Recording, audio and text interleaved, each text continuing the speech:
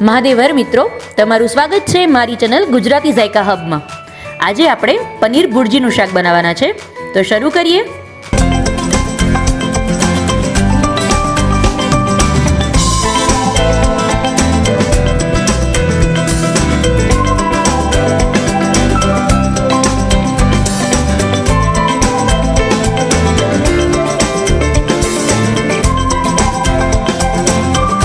એ પહેલાં તમે હજી સુધી જો મારી ચેનલને સબસ્ક્રાઈબ ન કરી હોય તો પ્લીઝ પહેલાં સબસ્ક્રાઈબ કરજો અને વિડીયો ગમે તો લાઈક કરજો અને ફ્રેન્ડ્સને જરૂરથી શેર કરજો. તો ચાલો શરૂ કરીએ પનીર ભુરજીનું શાક. સૌથી પહેલાં એમાં મેં એક મોટો ચમચો તેલ લીધેલું છે. તેલ ગરમ થાય એટલે એમાં થોડી રાઈ એડ કરવાની. અને હા, એક મેઇન વાત ફ્રેન્ડ્સ જે તમારી સાથે શેર કરું છું કે આ રેસિપીની અંદર મેં પનીરનો જે ઉપયોગ કરેલો છે એ ઘરના જ બનાવેલો પનીર છે. તો બને તો તમે પણ ઘરનું જ પનીર બનાવજો અને એની લિંક વિડીયોની ડિસ્ક્રિપ્શનમાં મેં આપેલી છે, તો એક વખત જરૂરથી ચેકઆઉટ કરજો. આપણું તેલ ગરમ થઈ ગયું છે એટલે એમાં મેં 1 ચમચી રાઈ નાખેલી છે, 1 ચમચી હિંગ નાખેલી છે, પછી 2 મીડિયમ સાઇઝની ઝીણી સુધારેલી ડુંગળીને એડ કરેલી છે અને પછી આદુ લસણની પેસ્ટ એડ કરેલી છે 1 ચમચી, જેની અંદર 7 થી 8 કળી લસણ અને એક નાનો ટુકડો આદુનો, અને લાઇટ પિંકેશ ડુંગળી થાય ત્યાં સુધી એને સાતળવાની. એક નાનું કેપ્સિકમ ઝીણું સમારેલું છે એને એડ કરેલું છે. 20 થી 30 સેકન્ડ સુધી એને પહેલાં લો ફ્લેમ પર ચડવા દેવાનું. તમને ખબર જ છે ફ્રેન્ડ્સ કે રેસ્ટોરન્ટમાં ખૂબ જ અનહેલ્ધી ફૂડ્સ હોય છે.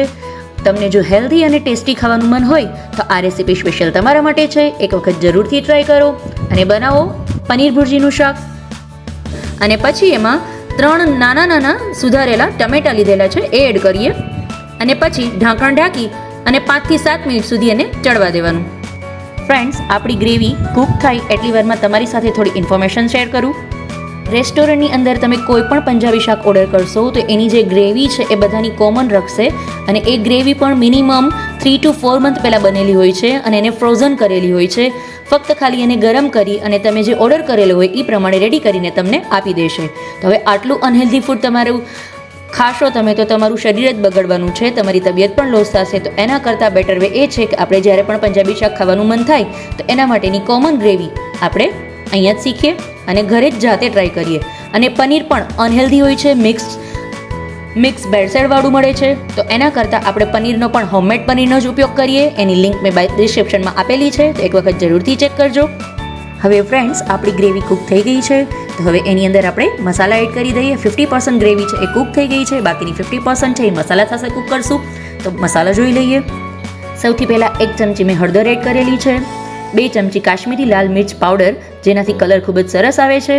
પંજાબી શાક ખૂબ જ ટેસ્ટી અને જોવામાં ખૂબ જ સારું લાગે એવું લાગે છે, એટલા માટે મેં કાશ્મીરી લાલ મિર્ચ પાવડર 2 ચમચી એડ કરેલો છે. 1 ચમચી ગરમ મસાલો એડ કરેલો છે અને સાથે 2 ચમચી ધાણા જીરું એડ કરેલું છે. આમાં કોઈ પણ બહારના પંજાબી મસાલાની જરૂરત નહીં પડે. જો તમે ઈચ્છો તો આમાં કિચન કિંગ મસાલો એડ કરી શકો છો, પણ મેં અત્યારે સ્કીપ કરેલો છે બિકોઝ એના વગર પણ આ શાક એકદમ ટેસ્ટી લાગે છે. હવે મસાલાને બરાબર કૂક કરી લેવાના. 2 થી 3 મિનિટની અંદર તમારા મસાલા એકદમ સરસ રીતે મિક્સ થઈ જશે અને એ સ્ટેજ ઉપર તમારે એની અંદર 1 ચમચી માખણ અથવા 1 ચમચી મલાઈ, અને જો તમે ઘી ઈચ્છતા હો તો 1 ચમચી ઘી પણ એડ કરી શકો છો. મેં અત્યારે એની અંદર 1 ચમચી મલાઈ એડ કરેલી છે, જેનાથી એકદમ સરસ સુપર ડિલિશિયસ ટેસ્ટ આવે છે. અને પછી સાથે સાથે 1 ચમચી ઘી પણ એડ કરેલું છે. એને બરાબર મિક્સ કરી અને 2 મિનિટ માટે કૂક કરી લેવાનું. અહીંયા મેં જે મલાઈ લીધેલી છે એ ઘરની ફ્રેશ મલાઈ છે, જે દૂધની તર આપણે કહીએ છીએ એ ફ્રેશ ક્રીમ છે, જે ફ્રેશ મલાઈ છે મેં યુઝ કરેલો છે. અને બરાબર મિક્સ થઈ જાય પછી તમે જોઈ શકો છો કે એની અંદરથી ઘી અથવા તેલ તમે જે નાખેલું હશે તે છૂટું પડી જાય છે. ઇટ મીન્સ તમારી ગ્રેવી છે એ એકદમ સરસ રીતે ચડી ગઈ છે. અને પછી ફાઇનલ એ સ્ટેજમાં આપણે પનીર એડ કરશું, જે હોમમેડ પનીર છે, જેની લિંક ડિસ્ક્રિપ્શનમાં મેં આપેલી છે. એક વખત જરૂરથી ટ્રાય કરજો. અને એ પનીરને એડ કર્યા પછી બરાબર પનીર છે ગ્રેવીની અંદર મિક્સ કરી દેવાનું અને એને 1 થી 2 મિનિટ સુધી ચડવા દેવાનું. સાથે 2 ચપટી જેટલી કસૂરી મેથી એડ કરેલી છે, જેનાથી પંજાબી શાકનો ટેસ્ટ બહુ સરસ આવે છે. એટલે તૈયાર છે તમારું પનીર ભુરજી શાક, રેસ્ટોરન્ટ સ્ટાઇલ પનીર ભુરજી. સુપર ડિલિશિયસ, ટેસ્ટી અને હેલ્ધી.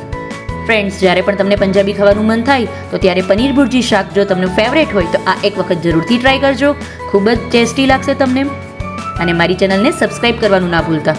મહાદેવર ફ્રેન્ડ્સ, ફરી મળીશું એક નવા વિડીયો સાથે. બાય.